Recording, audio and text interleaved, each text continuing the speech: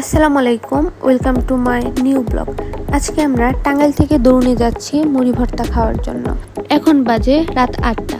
আমরা এই দোকানে সব সময় রাত করেই মুড়ি খেতে যাই, কারণ এই দোকানটি মূলত বিকেল থেকে অনেক রাত পর্যন্ত খোলা থাকে।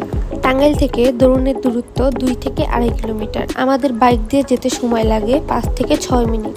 ব্রিজে ওঠার নিচের এই দোকানটাই হচ্ছে মামার মুড়ি ভর্তার দোকান।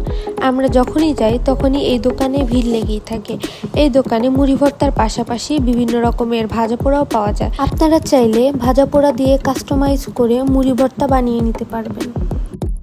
এই দোকানে বুট মাখাও পাওয়া যায়, যার প্রতি প্লেটের দাম ছিল মাত্র 20 টাকা করে।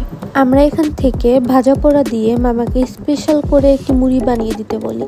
এই হচ্ছে আমাদের মুড়ি ভর্তা। মুড়ি ভর্তার টেস্ট খুবই ভালো ছিল। মুড়ি খাওয়ার পর আমরা পাশের দোকান থেকে দুধ চা খেয়েছিলাম। চাটা আমাদের বেশ ভালো লেগেছিল। এরকম আরও ছোট ছোট খাবারের ভিডিও পেতে আমাদের পেজটি ফলো দিয়ে রাখুন।